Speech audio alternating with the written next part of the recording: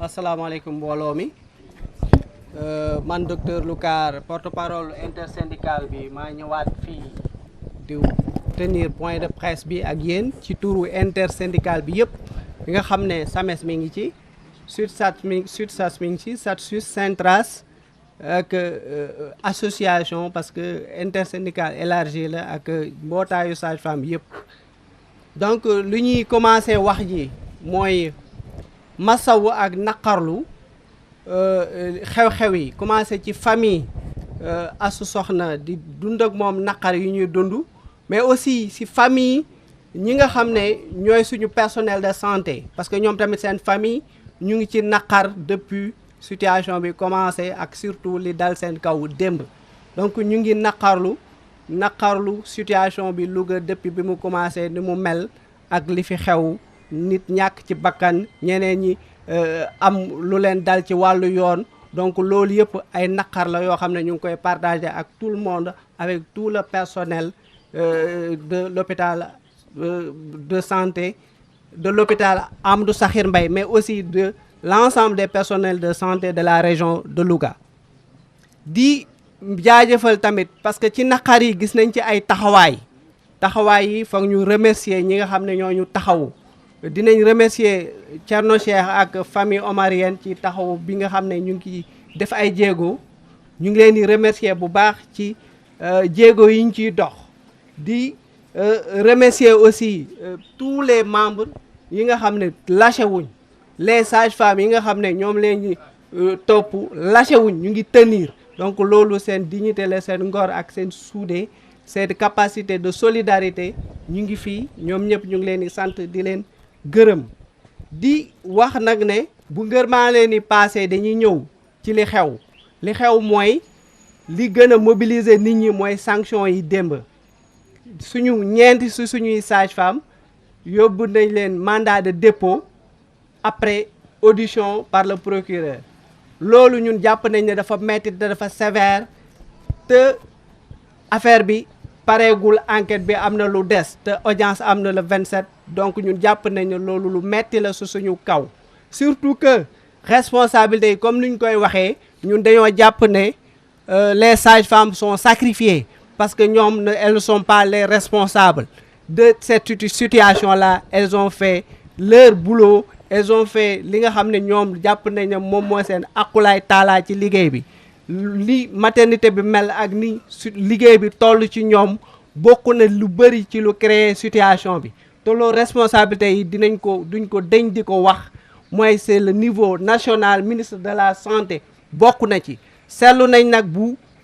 problème yi amee toujours les responsabilités au niveau national duñu jël ay seeni responsabilité sur situation bi gis nañ fi li xewoon ci Linguère on a coupé des têtes et le ministre est encore là ñu amaat Louga ñu bugg ne ministre bi moom day toogee ne wax li muy wax ñii souffrir au niveau local loolu lañ wax ne duñ ko nangu te dinañ mobiliser wu ba fu mu yem neex ci loolu parce que ministre bi gis nañ génn bi défiance la ci ñun négligence la ci ñun parce que li mu wax dafa waroo ak li nga xam ne moo am ci hôpital bi suñu locaux yi boo leen demee yéen journaliste di ngeen gis nu mu mel chantier yi mi ngi taxaw loolu yëpp ñemewu ci àddu wala loolu mooy wane ne négligence la boo leen seetloo ministre bi musul teg loxo tànkam hôpital Louga depuis 2017 kon xam nga ne loolu weesu na négligence ak problème yi hôpital bi di dugg loolu il faut ñu xam ko ñun nag li ñuy wax papier yi am nañ ko documents yi am nañ ko des documents signés des courriers des correspondances rapports yi am nañ ay courrier ponction bi am nañ ay courrier am nañ ay correspondances des documents datés cachetés signés donc loolu yëpp am nañ ko te buñ ko waree tasaare dinañ ko tasaare ñi ci war a jot yëpp xam ko beneen bi mooy combat bi ñuy mëne nii suñu combat la tous les agents de santé sans distinction parce que agent de santé yi nii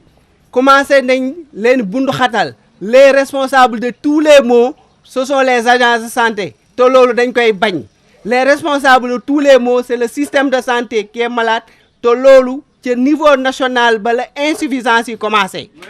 insuffisance yi c'est dans les bureaux du ministère moom moo wàcc ba ci suuf loolu il faut ñu xam ko moo tax pour amélioration de ce système de santé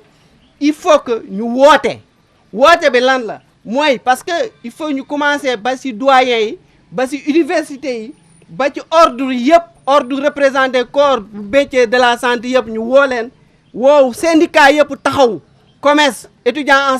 médecins en spécialisation yi interne yi ñëpp ñu taxaw les étudiants en santé école de santé yi ñu taxaw parce que population bi taxaw tamit xam ne ñun système bi bu baaxee ñoom la baaxal nañu taxaw suñu wet xeex ak ñi nga xam ne ñooy indi insuffisance ci suñu hôpitaux yi